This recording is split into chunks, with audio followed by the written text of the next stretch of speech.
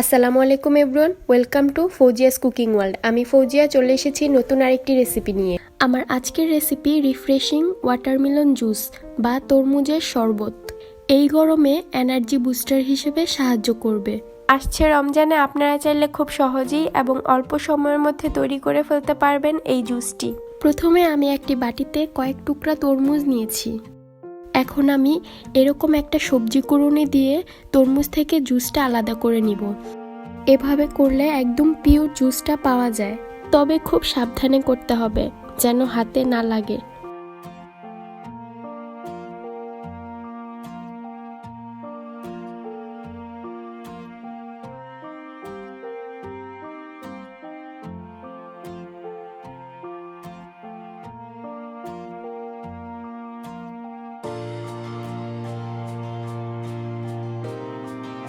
এভাবে জুসটা বের করে নেওয়ার পর একটা ছাঁকনির সাহায্যে ছেঁকে নিব।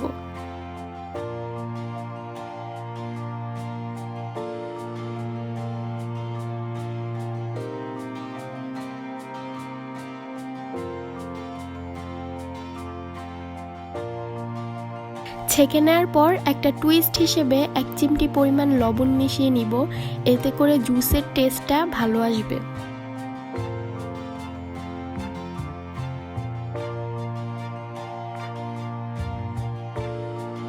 আরও দিয়ে দিব কয়েক টুকরা বরফ।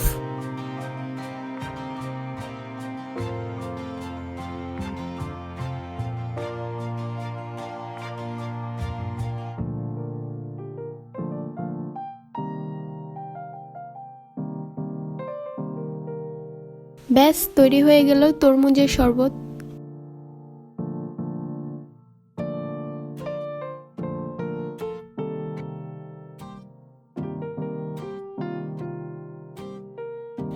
রেসিপিটি ভালো লাগলে চ্যানেলটি সাবস্ক্রাইব করবেন এবং পাশে থাকা বেল আইকনটি ক্লিক করবেন।